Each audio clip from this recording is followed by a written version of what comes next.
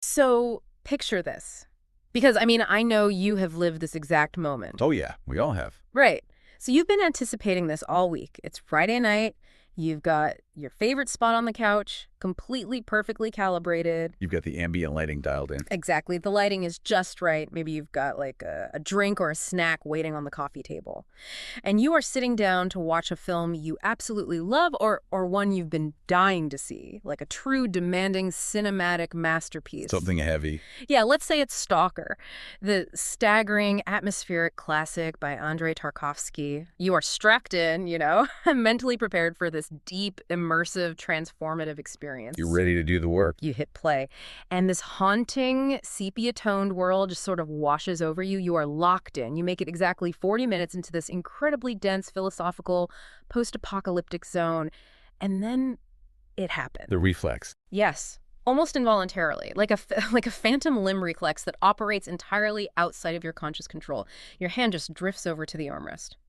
Then you pick up your phone. Even though the screen is dark. The screen is totally dark. You don't even have a notification. The phone didn't buzz. It didn't chime. It didn't, ask for your attention in any way. You actively sought it out. Yep. You unlock the screen. Your thumb swipes over to your favorite app, and you just scroll. For maybe 30 seconds, just a completely empty, mindless, frictionless 30 seconds of absorbing absolute nonsense. Right. Like 3 videos of someone power washing a driveway. Exactly. A dog on a skateboard, some guy yelling about cryptocurrency in his car, and then you put the phone face down and you look back up at the television screen.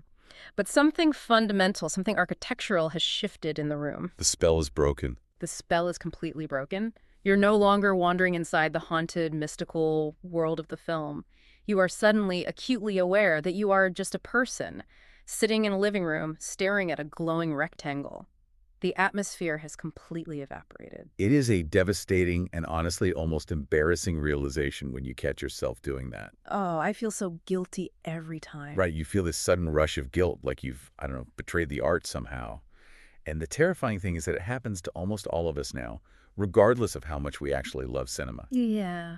That exact moment, that tiny 30-second fracture in your attention, that involuntary twitch toward the secondary screen, that is the exact epicenter of what we are unpacking today. Because it's not just a lack of discipline. No, not at all. That fracture isn't a personal failing. It is literally the front line of a century-long war over the pacing of the human mind. We are doing a deep dive today into the total collapse of time in modern cinema. We're going to trace this evolutionary journey from the grand, demanding, often overwhelming tradition of what we call the long gaze in classic filmmaking. Which is fascinating. All the way down into the hyper-stimulated, algorithmically optimized, completely frictionless void of the infinite scroll that basically dictates the rhythm of our lives today. And we really need to establish the ground rules right now for this deep dive. This is absolutely not going to be some grumpy, nostalgic lecture about how, things used to be better in the good old days of black and white film. Right. No moral panic here. Exactly. Yep. Or a panic about smartphones destroying the youth. That is an incredibly boring, intellectually lazy argument, and frankly, it's historically illiterate. Yeah, that's not what the sources are saying at all. What we are actually doing is impartially examining the deep, observable, psychological, and really physiological mechanics of cinematic pacing. We're looking at the literal neurology of what happens to our brains, to our nervous systems, and to our capacity for empathy when the moving image speeds up to an exponential degree. And conversely, what happens when it aggressively, stubbornly slows down? Precisely. Okay, so let's unpack this. Because before we can truly understand how and why the visual world sped up into this frantic blur we live in now, we have to establish a baseline. Right. We have to understand what it actually means for a film to be, well, slow. The term slow cinema gets thrown around a lot by critics as this badge of honor. But what is the actual physical substance of that slowness? Like, what is the director actually doing? Exactly. What are they doing when they just refuse to cut? And to get to the bottom of that, we have to look directly at Andrei Tarkovsky. If there's a patron saint of holding the frame, it's him. Without a doubt. His philosophy completely rewired how I understand what a movie even is. Tarkovsky was arguably the most articulate, fiercely passionate philosopher of cinematic duration to ever touch a camera. I mean, he completely rejected the standard Hollywood paradigm of what a film was supposed to accomplish. You don't care about standard pacing at all. Not even a little. Mm. To understand his vision, we have to completely discard the idea that a film is just a stage play recorded on a camera, Mhm. or like a novel translated into moving pictures. Right. For Tarkovsky, cinema was an entirely distinct art form with its own unique elemental properties. This is where I want to introduce an analogy that really helped me wrap my head around his theory, because I think it's brilliant. Think about the classical arts, like a traditional sculptor, right? Okay. A sculptor walks into a studio and looks at a massive, heavy, unyielding block of physical marble. That marble is their base material. It has weight, it has a physical grain, it offers actual resistance. That's tangible. And they take a chisel and they physically chip away at it to reveal the form hidden inside. Right. Or if you ask a painter what their base material is, it's the pigment, it's the oil, the canvas. Right. Tarkovsky argued that for a filmmaker, the base material isn't celluloid. It's not the actors. It isn't the lighting or the script or the props.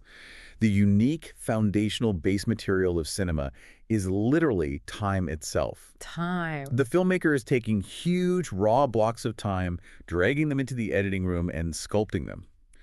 They are literally sculpting in time. That analogy perfectly captures the gravity of his approach. What's absolutely fascinating here is the rigid distinction he draws between representation and reality. Yeah, this is key. Think about a brilliant oil painting of a stormy ocean. No matter how masterful the brushstrokes are, the painting only represents the storm. It captures a frozen, dead fraction of a second. And with a photograph. Exactly. A photograph represents a moment that has already passed. But Tarkovsky argued that cinema does not merely represent real time. When the camera rolls, it acts like a vacuum, Like it's sucking it up. literally sucking up time and sealing it on the negative. It captures time and delivers it to the viewer completely intact, living and breathing. So when you watch a Tarkovsky sequence, you aren't watching a representation of an event. You are being asked to live through the true, unadulterated duration of that event alongside the characters. It's a profoundly mystical, almost religious reverence for the ticking clock. Which brings us to a specific detail that completely blew my mind when reading the source material. If you've ever watched a Tarkovsky film, whether it's Solaris or Stalker or Nostalgia, you know there is water everywhere. Yes, constant water. It's a constant visual motif. You have water dripping relentlessly from rotting wooden ceilings, deep puddles reflecting gray skies, rain falling inside a house. And for years, critics tried to decode this. They'd say, oh, the water is a metaphor for the cleansing of the soul. Or represents the tears of Mother Russia. Exactly.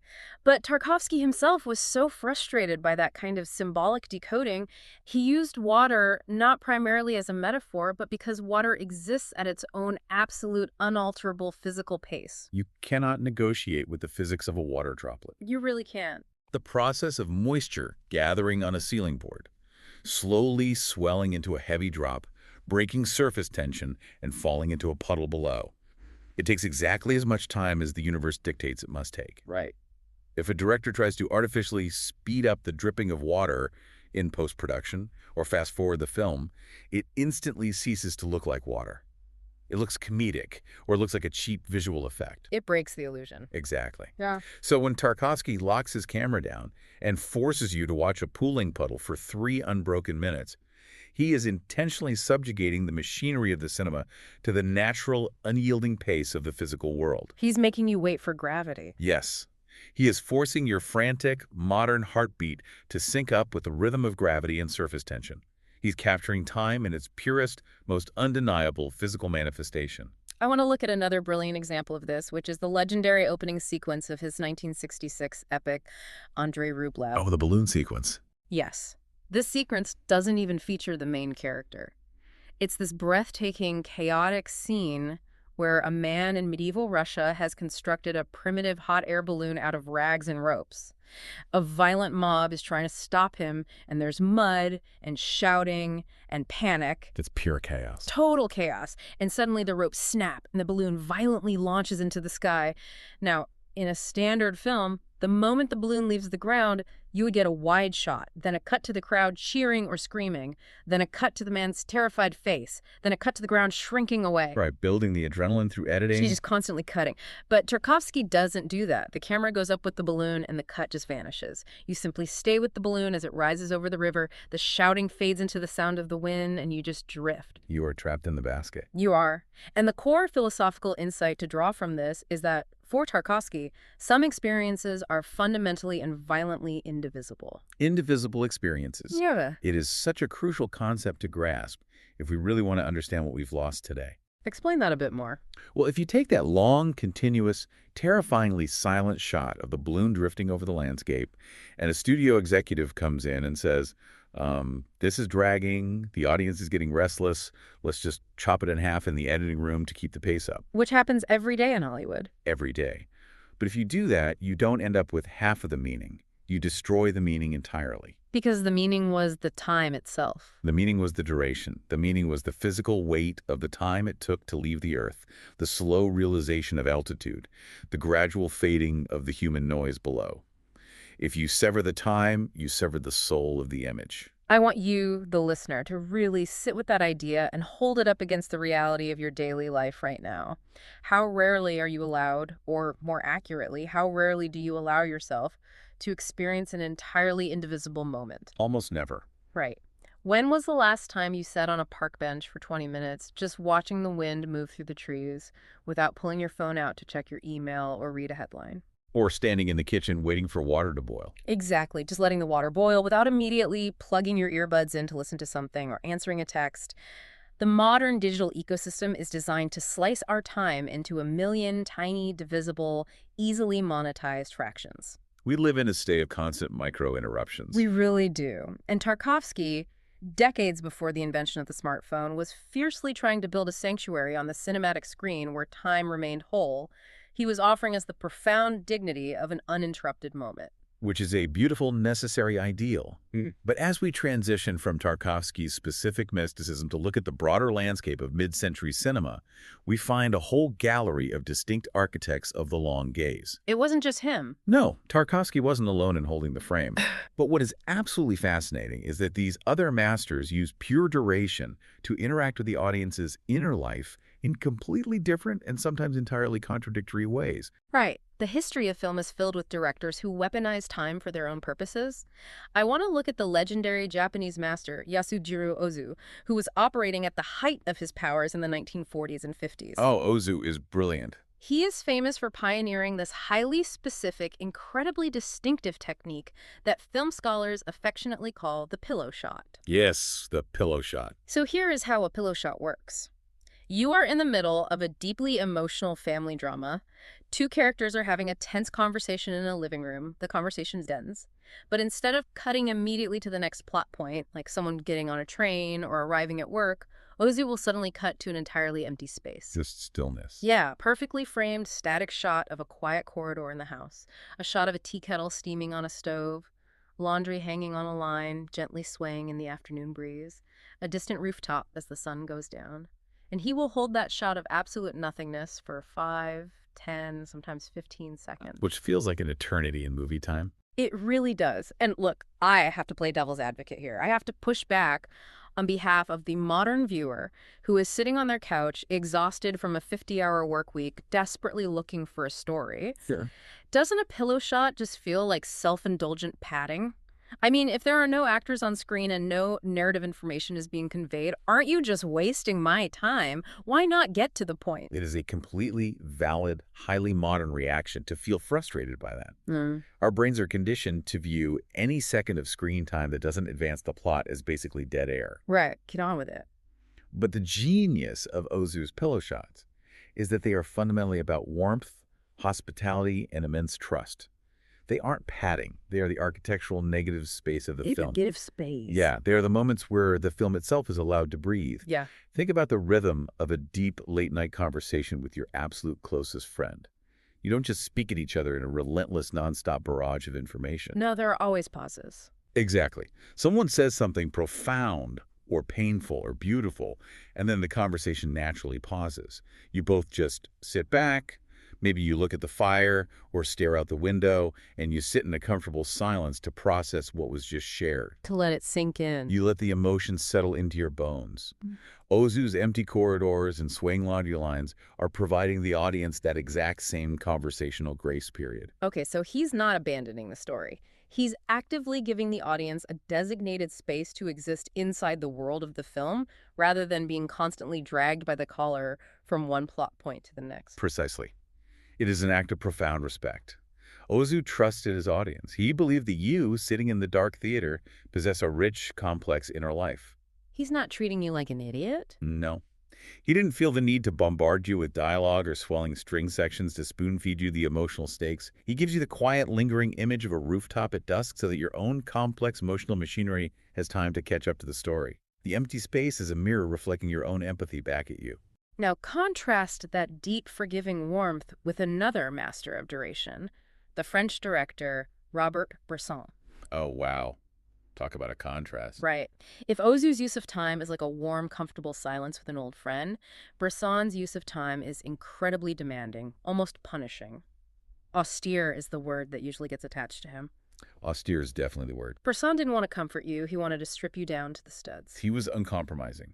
His philosophy of pacing was entirely built around subtraction. To understand his use of the long take, we have to look at his 1966 masterpiece, Au Hasard Balthazar. Such a heavy film. It really is. The premise itself is an exercise in radical empathy. The film follows the life of a donkey named Balthazar, passing from owner to owner, quietly absorbing the various cruelties, sins, and occasional kindnesses of the humans around him. And the ending. Right. At the very end of the film, the donkey, having been shot, wanders into a hillside field surrounded by a flock of sheep and slowly dies. It is famously one of the most utterly devastating, emotionally ruinous scenes in the history of cinema. I mean, people walk out of that movie completely shattered. In tears. But the way he shoots it is so counterintuitive. And that is exactly how it achieves such devastation. Through a complete, stubborn refusal to manipulate the audience's nervous system. Think about how a standard Hollywood director would handle the death of a beloved animal character today. Yeah, it would be a whole production. Exactly. What is the toolkit? You would have a massive, tragic, swelling orchestral score practically screaming at you to feel sad. You would have rapid editing. You would have extreme, tear-filled close-ups of the animal's eyes to force the anthropomorphism. The director is essentially injecting you with synthetic emotion. Yes. But Bresson aggressively removes all of that scaffolding. There is no manipulative soundtrack. There are no emotive close-ups. He simply places the camera in the field, and he holds a long, steady, unbroken, completely silent shot of the donkey laying in the grass as the sheep gather around. And the duration just stretches out. And it keeps stretching. And because he flat out refuses to tell you how to feel, because there is no musical cue acting as an emotional crutch, your brain suddenly has to do the heavy lifting. Right. The sheer, unbroken, agonizing duration of the shot creates a vacuum. And nature abhors a vacuum. Exactly. So your own authentic grief, your own memories of loss rush in to fill the empty space. The duration creates the conditions for genuine, earned emotion to arise naturally from within your own chest, rather than being cheaply injected into you from the outside. That is the raw, unadulterated power of the austere long gaze. It treats the viewer as an equal participant in the creation of meaning. Wow. And then we have to discuss Michelangelo Antonioni, the Italian modernist who took the concept of duration and used it to achieve something else entirely, a profound existential sense of estrangement. Okay, so Ozu used time for warmth, Bresson used it for spiritual reckoning. And Antonioni used time to show us how alienated we are from each other. Yes, his 1960 film L'Avventura is the perfect case study here. The premise of this movie alone is wild, especially for a mystery released in 1960. It really broke all the rules. A wealthy group of Italians go on a yachting trip to a barren volcanic island. A woman named Anna gets into an argument with her lover, wanders off, and vanishes. She's gone. And they just never find her. The film spends some time searching, and then, slowly, the characters just kind of give up, and the film simply moves on. Her disappearance just becomes this atmospheric, unresolved weather that The surviving characters live inside as they start sleeping with each other. It completely shattered the rules of narrative resolution. But what I find so fascinating is Antonioni's specific habit with the camera regarding the physical spaces left behind by humans. Lingering shots. Exactly. In a typical Hollywood film, let's say two characters are having a screaming match in a living room. The emotional climax hits, someone yells the final devastating line, they storm out the door, and the very second the door slams, the director yells, "Cut!" and you instantly transition to the next scene. Right. The conflict is over. Time to move on. But Antonioni refuses to cut.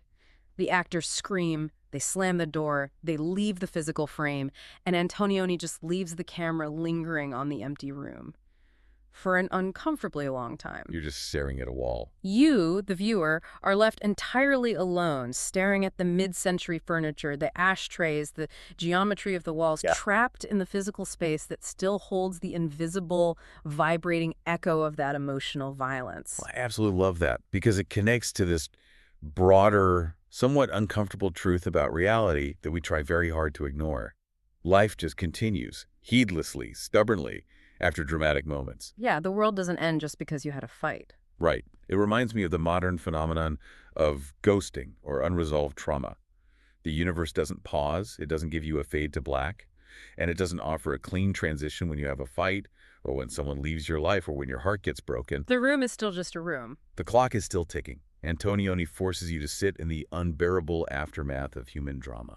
If we connect all of this to the bigger picture, it is absolutely vital to remember the historical and physical context of when these films were released.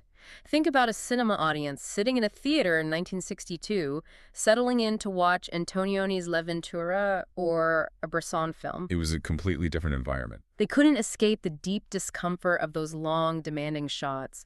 There were no smartphones in their pockets to retreat into when the pacing felt too slow. No second screens. They couldn't pause the film and go to the kitchen. The only exit route available to them was to physically stand up, awkwardly shuffle past their neighbor's knees, walk up the sticky aisle, and leave the theater entirely. You were literally physically trapped in the room with the art. You were fully committed to the duration. And because the architecture of distraction in 1962 was entirely internal, something magical happens when you are trapped like that. Yeah, you go through phases. You sit there during a 10-minute shot of a wall, and initially, maybe you get bored. Then the boredom metastasizes into frustration. You start shifting in your seat, you become aware of your own breathing. But eventually, because there is no escape hatch, your brain simply exhausts its own resistance. He gives up fighting the pace. Exactly. It pushes through the friction, and the discomfort is transmuted into profound meditative meaning. You surrender to the duration, and in that surrender, the film actually alters your consciousness. Okay, so that is the philosophy of holding the frame. The slow, heavy accumulation of time. We've established the baseline. The long gaze. Right. But we are going to understand the collapse of time in modern cinema. We have to aggressively flip the coin and examine the exact opposite cinematic philosophy. We have to look at the cut. Yes, we have to look at the birth and the immense, terrifying power of the cut. We are moving from the slow accumulation of time to the violent, engineered collision of images. And for this, we have to travel back to the 1920s and introduce Sergei Eisenstein, the legendary Soviet filmmaker and montage theorist. If Tarkovsky believed that cinematic meaning lived purely and holistically inside the duration of a single, uncut shot, Eisenstein was his absolute polar philosophical opposite. They could not be more different. Eisenstein viewed film not as a river of time, but as a series of building blocks. He argued that true cinematic meaning doesn't exist inside the shot at all. It erupts violently in the invisible gap between the shots. This brings us to the famous Kuleshov effect. Now, anyone who has taken a high school film class knows the basic setup of the Kuleshov experiment. Oh yeah, the classic. You take a shot of an actor's totally blank, expressionless face, then you cut to a shot of a steaming bowl of soup. When you ask the audience what the actor was feeling, they say, "Oh, he looks so hungry you could see the starvation in his eyes." Right. Then you take that exact same identical shot of the blank face, but this time you cut to a shot of a little girl playing with a toy. Now the audience says, "Oh, he looks so full of fatherly tenderness." You cut to a coffin, they see grief. But what's actually happening in the brain here? The actor's face literally never changed. The pixels are identical. The meaning didn't exist in the shot of the face, and it didn't exist in the shot of the soup. The meaning was generated entirely in the visual cortex of the viewer. The human brain is a desperate pattern recognition engine. It really is. When it is presented with two unrelated images in quick succession, it panics and builds a psychological bridge between them to make sense of the world. It's essentially psychological alchemy. Yeah. The director is forcing the audience's brain to synthesize an emotion that does not physically exist on the screen. My favorite way to conceptualize Eisenstein's theory of montage is to compare it to a violent chemical reaction. Think of a chemist in a lab. You take two completely separate inert elements, say, an image of a striking factory worker being beaten and an image of a cow being slaughtered in an abattoir. Right. On their own, they're just documentary footage. But when you smash them together in the editing room, when you force them to collide in a fraction of a second, the friction of that cut creates an entirely new, explosive intellectual concept in the viewer's mind. The cut is the catalyst. That is a brilliant analogy. The cut is a weapon that directs the intellect. And it's crucial to state here, as we impartially explore the history of fast cinema, that rapid editing and speed are not inherently bad things. Speed is not a sin. No, it has its own incredibly rich, genuine philosophical and artistic tradition. The ability to manipulate time through cutting is one of the defining triumphs of the medium. Exactly. I want to make absolutely sure we don't sound like cinematic purists who just hate anything with a fast cut. There is a massive difference between a purposeful cut and a lazy one. Think about the brilliant British director Edgar Wright.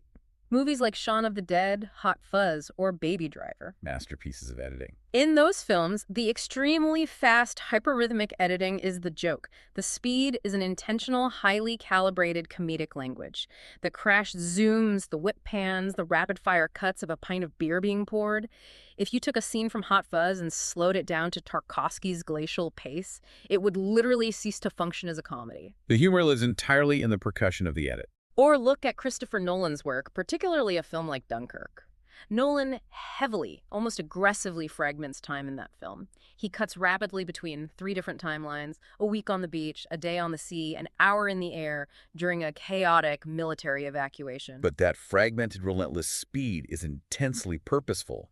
It induces the visceral, experiential disorientation of being trapped in a life-or-death crisis where you have completely lost your bearings. Right. The speed and the cross-cutting serve a specific artistic intent, to make your heart rate match the soldiers on the beach. So we have the intentional cut, the cut used for comedy, or tension, or intellectual collision.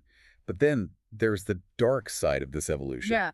There's what critics brilliantly refer to as the fearful cut. Ah, yes, the fearful cut. This is a concept that perfectly isolates the disease at the heart of so much modern commercial filmmaking. It really does. A fearful cut happens when a shot is severed prematurely. Before an actor's emotion has even fully registered on their face, before the audience has had a single second to visually map the geography of a room, before the dialogue has even landed in the ear. Purely out of a deep-seated algorithmic panic that the audience might get bored and change the channel. It is maddening once you start noticing it, and you see it constantly in modern mid-budget streaming thrillers or massive blockbusters. You'll have a scene where 2 people are just having a standard conversation sitting across from each other in a diner. A simple dialogue scene. Just 2 people talking, and the camera is cutting wildly every 2 seconds. Over the shoulder to the hero, back to the villain, cut to the coffee cup, cut to a wide shot, back to the hero, cut, cut, cut. It's exhausting. It's as if the director or the studio executive sitting over the director's shoulder is absolutely terrified that we will fall asleep if the visual angle doesn't change every time someone inhales. It's an edit driven entirely by anxiety, not by art. It revealed a profound, tragic lack of confidence. The filmmakers do not trust the material they have written. They do not trust the actors to hold the frame with their performance. And above all, they do not trust you, the audience, to possess even a shred of cognitive endurance. The film is preemptively apologizing for its own existence by constantly distracting you from its own emptiness. And the data on this historical shift is just staggering. It paints a stark mathematical picture of how our visual diet has been aggressively altered over the last few decades. The numbers don't lie. In the 1960s, the era of Antonioni and the sweeping Hollywood epics, the average length of a single continuous shot in a mainstream film was roughly 11 seconds. 11 seconds is a long time. It gives your eye time to wander the frame, look at the background extras, appreciate the lighting. By the 2000s, driven by action franchises, that average had shrunk down to 4 seconds. Cut in half, more than half. And today, in many current massive superhero franchises or high-octane action films, the average shot length is mathematically calculated to be under 2 seconds. Under 2 seconds. We really need to pause and think about the physiological mechanics of what that actually means for your brain. It's essentially an assault on the eyes. Every 1.5 seconds, your entire visual field is violently wiped clean and replaced with entirely new geographic and sensory information. Your brain's visual cortex has to reorient itself to the geography of the scene, process the new lighting, identify the characters, and parse the action multiple times every 10 seconds for over 2 uninterrupted hours. Wow. There's a biological phenomenon called saccadic masking. When your eye moves to look at a new object, your brain actually blocks your vision for a split second so you don't get motion sickness from the blur. When a film cuts every 1.5 seconds, you are essentially living in a state of constant induced neurological stuttering. Neurological stuttering? That's a terrifying phrase. You are not exploring an image. You are strapped to a chair, having images fired directly into your retinas like a strobe light. Okay, so this brings us to the massive, overarching question. How did we actually get to this place of constant hyperstimulated visual panic? How did the fearful cut become the default, inescapable language of our global media? Right.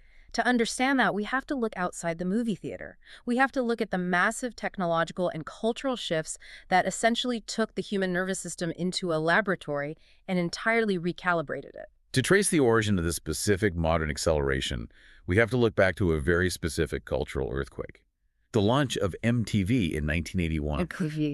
This is the birth of a totally new, highly aggressive visual language built almost entirely around the 3-minute music video and the television commercial. Right. MTV changed the math of attention. Suddenly, you weren't watching a cohesive 2-hour narrative. You were watching a 3-minute burst of aesthetics selling a song. Patience wasn't just unnecessary. It was viewed as a fatal problem to be solved. If a music video wasn't immediately visually explosive from the very first frame, the viewer, armed with their brand new remote control, would just click to the next channel. The edit became a tool for hostage-taking. MTV dramatically accelerated the baseline pace of editing, and that highly kinetic, flashy aesthetic quickly bled out of music videos and infected mainstream cinema, television dramas, and especially advertising. Directors like Tony Scott and Michael Bay took the MTV aesthetic and applied it to Hollywood blockbusters. But here's the crucial distinction. Even in that hyperkinetic era of the 80s and 90s, the broader media ecosystem still retained a vital physical element that we have since lost entirely. It retained friction. Oh, the concept of friction in media consumption is such a profound lens to view this through. It changes everything. Think about what it used to physically require to watch something in your home. You had to have the desire, put your shoes on, drive to a Blockbuster video store, wander the aisles, rent a physical plastic VHS tape, drive back home, and put it in the heavy VCR. It was an event. It was. And if you wanted to watch a specific scene again, you couldn't just tap a screen. You had to sit there in silence and listen to the mechanical whir of the machine as it rewound the tape. Even just watching broadcast television, you were forced to sit through 3-minute commercial breaks where the narrative completely stopped. Even in the early days of the digital internet, significant friction existed. Think about early broadband or dial-up. Oh, the buffering. Exactly. You had to wait for early YouTube videos to buffer. You'd click a link, hit play, and then you'd literally have to walk away, go make a sandwich in the kitchen, and wait 10 minutes while the little gray bar slowly loaded across the bottom of the screen. And while those moments of friction were universally viewed as annoying obstacles at the time, neurologically speaking, they were functionally essential. They were mandatory. They were tiny, built-in, unskippable intermissions that allowed your overwhelmed attention to rest, digest, and reset. They were the palate cleansers for the brain. And this brings us directly to the ultimate modern paradigm, the apex predator of the attention economy, the TikTok infinite scroll. Right. What platforms like TikTok and subsequently Instagram Reels and YouTube Shorts did was engineer the complete, ruthless, and total erasure of all friction from the human experience. So what does this all mean for us? It means there is no physical tape to rewind, there is no buffering, there's not even a menu screen or a next button to click or a microsecond gap between the end of one video and the beginning of the next. Just a seamless feed. The moment one 15-second burst of dopamine ends, the algorithm instantly seamlessly slides the next one into your visual cortex. It is a frictionless, perfectly lubricated delivery system of optimized algorithmic stimulation. This represents a fundamental, terrifying shift in the relationship between the creator of the media and the audience consuming it. In the past, going to see a slow, demanding film, even a mid-century Hollywood drama, was an artistic relationship. It asks something of you. Exactly. It required your patience, your investment, your active intellectual participation to piece the narrative together. But the infinite scroll has downgraded us into a service relationship. A service industry. The content is no longer art. Its only job is to deliver highly optimized, friction-free neurological stimulation directly to your brain without ever asking anything of you in return. You are not a participant, you are a consumer being serviced. And this is exactly where I want to speak directly to you, the listener, about your own habits. If you have ever sat down to watch a classic 2-hour movie, or even a critically acclaimed modern film with a slightly slower pace, and found yourself inexplicably anxious. Like your leg starts bouncing? Yes, if your leg starts bouncing. Yeah. If you feel a physical tightening discomfort in your chest. If you catch yourself checking your phone for no reason, you need to understand that this is not a personal moral failing. Right. You haven't suddenly become less intelligent or lost your ability to appreciate good art. Exactly. It is a harsh, observable, physiological reality. Your internal baseline for what we might call content metabolism has been deliberately, algorithmically calibrated by billion-dollar tech companies to operate on a 15-second cycle. Your brain has been rewired. It's been rewired in a laboratory of behavioral psychology. When you sit down to watch a slow, sweeping landscape shot that lasts for 45 seconds, anything that demands attention longer than your calibrated threshold genuinely registers to your nervous system as a deprivation of stimuli. Like a withdrawal. Literally. Your brain starts firing off panic signals, Yeah. releasing cortisol because it is addicted to a hit of dopamine that isn't arriving on the expected schedule. Your discomfort is a mild form of neurological withdrawal. It is wild to think about it as a literal physical adaptation of our nervous system. But here's where it gets really interesting. Despite this incredibly hostile media environment, an environment practically designed by algorithms to destroy our capacity for long-term attention and deep thought, extreme, slow cinema hasn't died. No, it hasn't. It hasn't been eradicated. In fact, it has evolved. It has transformed from an aesthetic choice into a radical act of political and cultural resistance. It truly is a living resistance movement. The modern and contemporary masters of duration are working directly against the overwhelming current of the entire global attention economy, and they are doing so with profound, laser-focused intention. They are using time as a weapon of empathy. To illustrate this, we have to talk about a film that has caused a massive earthquake in the film community recently, Chantal Akerman's 1975 masterpiece, Jeanne Dielman. Oh, the Sight and Sound poll. Yes. A couple of years ago, the prestigious Sight and Sound poll, which surveys thousands of critics and directors worldwide every decade, voted Jeanne Dielman as the undisputed greatest film ever made. It dethroned Vertigo and Citizen Kane. Which is huge. And a very vocal segment of the internet absolutely lost their minds over this. There was outrage. And they lost their minds because the film is 3 hours and 20 minutes long. Right. And it consists almost entirely of watching a widowed mother perform mundane domestic chores in real time. With a static camera. The camera is totally static. You watch her peel potatoes for minutes on end. You watch her carefully wash dishes, make beds, shine shoes, and knead meatloaf. And she does this in silence for hours. And the angry commentators were screaming, how can a boring 3-hour movie about peeling potatoes be the greatest cinematic achievement of all time? This is just pretentious critics trying to sound smart. Right. But we have to look impartially at the profound politics and ethics behind Eckerman's use of time. Why did she refuse to cut? The intent behind the duration is everything. Akerman was using pure, uncut time as a massive political statement. Her argument was that the actual lived time of women's domestic labor, the endless, repetitive, unglamorous hours of keeping a household alive, has historically been completely invisible in narrative art. Because it's boring. Exactly. Conventional, male-dominated cinema always skips over it because it's deemed unimportant. A female character starts cooking, the director cuts, and suddenly the family is happily eating dinner. But Ackerman flat out refused to compress that time. By forcing the audience to sit in the theater and experience the actual crushing, unedited length of those repetitive chores, she made the historically invisible visible. She weaponized boredom to force an acknowledgement of labor. And what's brilliant is that there is a massive narrative payoff to this extreme duration, because Ackerman spends 3 hours slowly, meticulously calibrating your nervous system to the exact metronomic rhythm of Jean's mundane routine. She turns your brain into a highly sensitive tuning fork. The slightest change feels huge. Yes. So late in the film, when a tiny, almost imperceptible deviation finally occurs, a plate is set down on the table a little too hard, or a button is missed on a shirt, or a meal is served 3 minutes later than usual, it hits your newly calibrated nervous system with the emotional force of a massive Michael Bay explosion. It's incredible. You feel the psychological unraveling of this woman's mind purely through a microscopic shift in timing. It's a masterclass in tension. It's a masterful manipulation of the viewer's biology, Yeah. but directed towards deep empathy rather than cheap stimulation. Are there other directors doing this? We see similar highly demanding intentions in the work of the Hungarian master Béla Tarr. We have to discuss his legendary 1994 epic, Satan Tango. Okay, if you thought peeling potatoes was tough, brace yourselves for this one. Satan Tango is 7.5 hours long. It is a monolithic undertaking. 7.5 hours. And it is famous for its extreme long takes. There is a specific sequence where the camera holds on a man walking away across a muddy, desolate, rain-soaked agricultural courtyard. Uh, And the shot lasts for something like 10 to 20 minutes.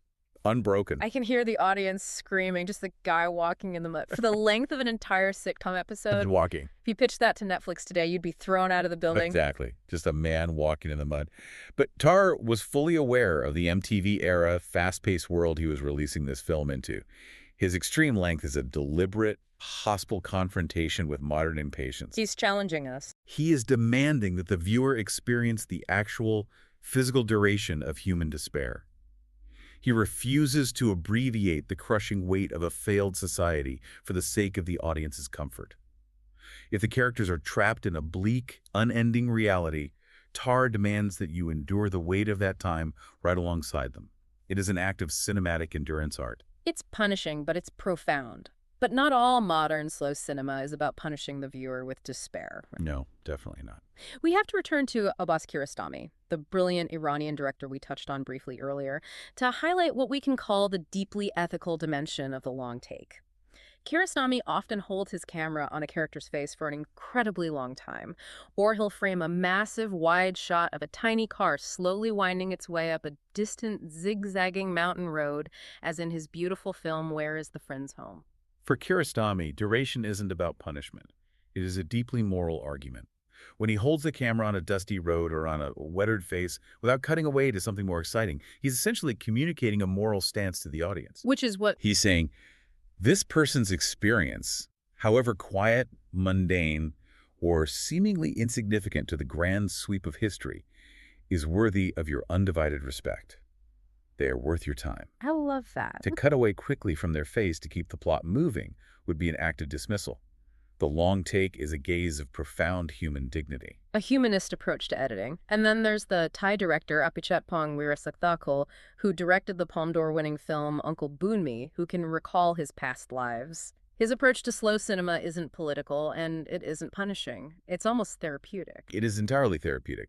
Weerasethakul explicitly uses cinema as a permission structure for the exhausted modern audience to simply rest. To rest. His long, languid, hypnotic shots of dense jungles, glowing red eyes in the dark, and spirits sitting at a dinner table dissolve the rigid boundary between watching a film and slipping into a lucid dream state. Wow. In a modern world where every single app on your phone, every billboard on the highway, and every email ping is aggressively screaming for your active, alert, cortisol-driven attention, his films offer a radical, gentle invitation.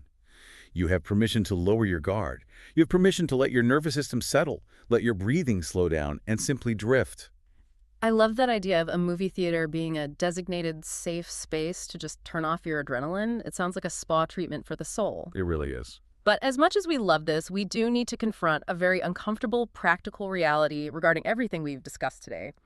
We've talked a lot about the profound spiritual and cognitive benefits of engaging with slow cinema, but we have to look objectively at the socioeconomic implications of who actually gets to enjoy this type of art today. This is one of the most challenging, complex aspects of the modern media landscape. And it requires us to look at how time itself has become commodified. The hard truth is this. Having the luxury of time, having the formal education to decipher avant-garde art, and having the sheer mental bandwidth at the end of a long day to sit down and actively engage with a demanding 3-hour art house film has increasingly become a form of cultural capital. It's a privilege. It has become a luxury good for the privileged. If you are a working class parent juggling 2 gig economy jobs, constantly exhausted and stressed about making rent, coming home at 10 p.m. and deciding to endure a punishing 7-hour Bellatar film about Hungarian despair is probably not on your agenda. You don't have the biological energy for it. Exactly. Meanwhile, short-form content, the 15-second TikTok video, the rapid-fire YouTube short, is highly democratic. It's instantly accessible, it is completely free, it requires zero prior education in film theory to understand, and it delivers immediate, necessary chemical relief to an exhausted brain. If we connect this to the bigger picture, it highlights a deep systemic class divide in how human attention is cultivated, hoarded, and spent in the 21st century.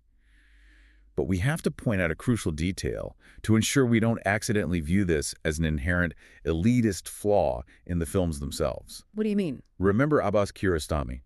When he made his slow, patient, poetic films in the 80s and 90s, he wasn't making them for wealthy film critics in Paris or New York. He originally made them for, and screened them to, rural Iranian villagers and schoolchildren. Oh, wow. And the amazing thing is, they completely understood them. They didn't find them boring or elitist. That's amazing. So why did a long take of a winding road work perfectly for a rural villager in 1987, but it causes a modern tech worker in an apartment to have a panic attack? Because the deliberate, patient, seasonal pace of Kiarostami's films actually matched the natural pace of the villagers' daily lives. It reflected their reality. Yes. The inaccessibility of slow cinema today isn't because the films are inherently snobby or overly complex. It's because our modern, urbanized, hyper-capitalist lives have been artificially, aggressively sped up. We have been completely recalibrated away from natural time. The film didn't get harder to watch. Our lives just lost the capacity for stillness. Which brings us to the most surprising and honestly the most hopeful twist in this entire discussion, what we might call the TikTok paradox. It's so fascinating. We spent this whole hour talking about how the frictionless infinite scroll is destroying attention spans and rewiring the brain. But there is a massive counter movement happening right now. The exact same platform that is rewiring our brains for 15-second dopamine hits is currently hosting incredibly vibrant, massively popular, deeply passionate communities of young cinephiles. It is a beautiful contradiction. You can open up TikTok right now, the supposed engine of our cognitive demise, and within 5 minutes you can find teenagers 16, 17 years old creating brilliant, highly academic 7-minute frame-by-frame video essays analyzing the melancholic color grading in Wong Kar-wai films. Yes. You will find kids passionately unpacking the philosophical implications of the water motifs in a Tarkovsky sequence. And these videos are getting millions of views. So the deep, abiding human love for cinema, the craving for profound, difficult imagery, isn't dead at all. It hasn't been extinguished by the algorithm. It's mutating. It is adapting to the new environment. The love of the long gaze is finding, to use a great phrase, new corridors to travel through. The human desire to connect with something larger than a 15-second dance trend is still there, even if the delivery mechanism has fundamentally changed. Which brings us to a complex crossroads. As we summarize this vast landscape of time and pacing we've mapped out today, we can clearly see two prevailing competing theories of what cinema and really all media should fundamentally be doing. They are constantly warring with each other for our attention. On one side of the battlefield, you have the theory of the gift. This is the philosophy of Tarkovsky, Bresson, Ackerman, and Kiarostami. It is the idea that a film's highest, most noble purpose is to give the viewer the gift of time. It is a director saying, I am giving you an experience that cannot be rushed, an experience of profound stillness, and if you offer me your patience, you will be rewarded with deep, lasting meaning. And on the other side, you have the theory of the service. This is the philosophy of the modern blockbuster, the streaming algorithm, and the infinite feed. It is the idea that media is a product that should efficiently deliver a highly optimized, frictionless emotional experience, theoretically respecting the audience's busy lives by ensuring they are never ever bored or challenged for a single second. But the danger is that the extreme, unchecked versions of both of these theories ultimately fail us.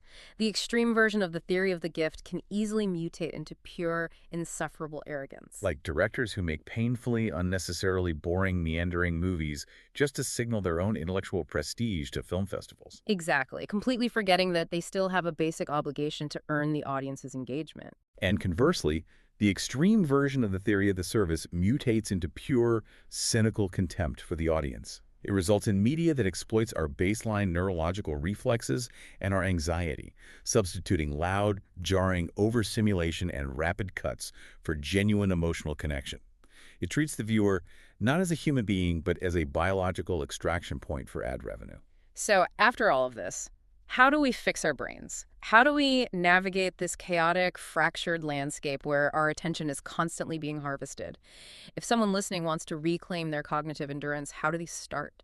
Because framing our attention not just as a given right, but as a necessary daily modern discipline is the only way forward. It truly is a daily practice now, much like physical exercise. And the practical advice here is very clear. You have to start gently. You have to rehabilitate your attention span. Don't jump straight into the deep end. No. If you realize your baseline has shrunk to 15 seconds, do not go home tonight and immediately try to watch Bellatar's 7.5-hour film about a muddy courtyard. Yeah. You will fail, you will Yeah. be agonizingly bored, and you will just feel frustrated with yourself. Right. You'll drown in the slow cinema. Instead, you have to stretch the muscle slowly. Start with the warmth and hospitality of the early masters.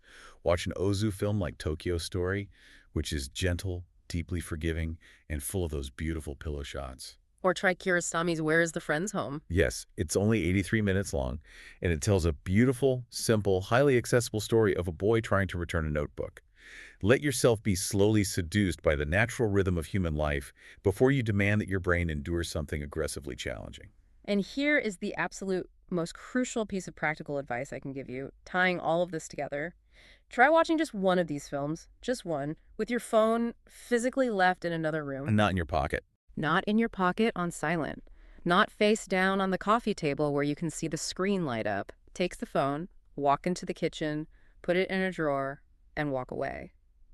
Remove the escape hatch entirely. Force yourself to sit on the couch and see what happens when you are physically forced to sit through the friction of boredom. If you do that, if you remove the safety net of constant stimulation, you might be shocked to find that the capacity for deep, unbroken attention, the ability to sit quietly with art and with yourself, is still completely intact inside you. It's just waiting to be exercised. Which leaves us with one final, deeply provocative thought to take with you today. We spent the last hour talking extensively about how our modern media diet, the infinite frictionless scroll, the fearful cuts, the barrage of content, calibrates our internal metronome for how we consume art. But I want you to sit quietly today and think about how this algorithmic pacing is altering the way you experience the duration of your own life.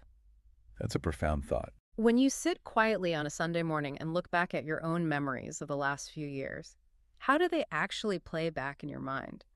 Do your memories feel like a carefully sculpted Tarkovsky long take, where the quiet moments, the indivisible experiences, and the empty spaces between the drama hold genuine weight, clarity, and meaning? Or are they starting to feel like an infinite, fast-paced scroll, where the years just violently cut together in a blur of disconnected 15-second flashes, leaving you constantly, anxiously waiting for the next hit of stimulation, while the actual duration of your life slips invisibly through the gap? A haunting, profound question to sit with in the quiet moments. Thank you for going on this deep dive with us today. We know exactly what your time and your undivided attention are worth in this world, and we deeply appreciate you choosing to spend them here with us.